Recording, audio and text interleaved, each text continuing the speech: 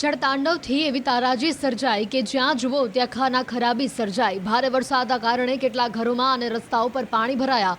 તબાહીના આ દ્રશ્યો સિક્કિમના છે, જ્યાં મંગન જિલ્લામાં ધોધમાર વરસાદથી 3 લોકોના મોત થયા છે, જ્યારે 3થી વધુ લોકો હજી પણ લાપતા છે। ગંગટોકમાં ભારતીય હવામાન વિભાગના જણાવ્યા અનુસાર સિક્કિમમાં ભારે વરસાદ 16 જૂન સુધી ચાલી શકે તેવી શક્યતા છે। આઈએમડીએ જણાવ્યું હતું કે પૂર્વ ઉત્તર પ્રદેશ અને પાડોશમાં ચક્રવાતી પરિભ્રમણની હાજરીના કારણે 16 જૂન સુધી સિક્કિમના જિલ્લાઓને અસર થવાની સંભાવના છે। ઉત્તર પૂર્વ તરફ હાલ ચક્રવાતી માહોલ છે, જેના કારણે હાલમાં ભારે વરસાદ થઈ રહ્યો છે। ભારે વરસાદના કારણે જોંગુમાં પણ રોડ રસ્તાને નુકસાન થયું છે। તિસ્તા નદીના કારણે પુલને પણ નુકસાન થયું છે। ઉત્તર સિક્કિમમાં ધોધમાર વરસાદના કારણે તિસ્તા નદી ખતરનાક રીતે ઊંચા સ્તરે પહોંચી ગઈ છે। નદી હવે ઉત્તર બંગાળમાં સિક્કિમ સરહદે આવેલા સિંગતમ નગર તેમજ મેલ્લીનગરના નીચાણવાળા વિસ્તારો માટે જોખમ ઊભું કરી રહી છે। તિસ્તા નદીની નજીક આવેલું મેલ્લી જાહેર મેદાન ડૂબી ગયું છે, જ્યારે ઉત્તર બંગાળમાં હાઈવેની બાજુમાં આવેલા તિસ્તા બજારમાંથી નદીના સ્તરમાં વધારો થયો છે।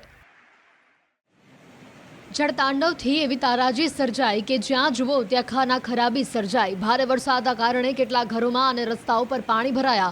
તબાહીના આ દ્રશ્યો સિક્કિમના છે, જ્યાં મંગન જિલ્લામાં ધોધમાર વરસાદથી 3 લોકોના મોત થયા છે, જ્યારે 3થી વધુ લોકો હજી પણ લાપતા છે। ગંગટોકમાં ભારતીય હવામાન વિભાગના જણાવ્યા અનુસાર સિક્કિમમાં ભારે વરસાદ 16 જૂન સુધી ચાલી શકે તેવી શક્યતા છે।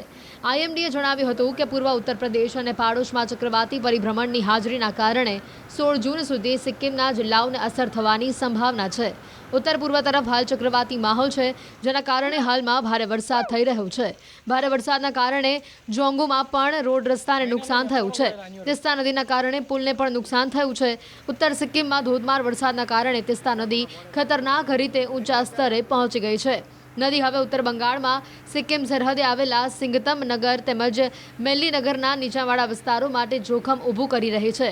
તિસ્તા નદીની નજીક આવેલું મેલ્લી જાહેર મેદાન ડૂબી ગયું છે, જ્યારે ઉત્તર બંગાળમાં હાઈવેની બાજુમાં આવેલા તિસ્તા બજારમાંથી નદીના સ્તરમાં વધારો થયો છે। જળતાંડવથી એવી તારાજી સર્જાઈ કે જ્યાં જુઓ ત્યાં ખાના ખરાબી સર્જાઈ। ભારે વરસાદના કારણે કેટલાક ઘરોમાં અને રસ્તાઓ પર પાણી ભરાયા। તબાહીના આ દ્રશ્યો સિક્કિમના છે, જ્યાં મંગન જિલ્લામાં ધોધમાર વરસાદથી 3 લોકોના મોત થયા છે, જ્યારે 3થી વધુ લોકો હજી પણ લાપતા છે। ગંગટોકમાં ભારતીય હવામાન વિભાગના જણાવ્યા અનુસાર સિક્કિમમાં ભારે વરસાદ 16 જૂન સુધી ચાલી શકે તેવી શક્યતા છે। આઈએમડીએ જણાવ્યું હતું કે પૂર્વ ઉત્તર પ્રદેશ અને પાડોશમાં ચક્રવાતી પરિભ્રમણની હાજરીના કારણે 16 જૂન સુધી સિક્કિમના જિલ્લાઓને અસર થવાની સંભાવના છે। ઉત્તર પૂર્વ તરફ હાલ ચક્રવાતી માહોલ છે, જેના કારણે હાલમાં ભારે વરસાદ થઈ રહ્યો છે। ભારે વરસાદના કારણે જોંગુમાં પણ રોડ રસ્તાને નુકસાન થયું છે। તિસ્તા નદીના કારણે પુલને પણ નુકસાન થયું છે। ઉત્તર સિક્કિમમાં ધોધમાર વરસાદના કારણે તિસ્તા નદી ખતરનાક રીતે ઊંચા સ્તરે પહોંચી ગઈ છે। નદી હવે ઉત્તર બંગાળમાં સિક્કિમ સરહદે આવેલા સિંગતમ નગર તેમજ મેલ્લીનગરના નીચાણવાળા વિસ્તારો માટે જોખમ ઊભું કરી રહી છે। તિસ્તા નદીની નજીક આવેલું મેલ્લી જાહેર મેદાન ડૂબી ગયું છે, જ્યારે ઉત્તર બંગાળમાં હાઈવેની બાજુમાં આવેલા તિસ્તા બજારમાંથી નદીના સ્તરમાં વધારો થયો છે।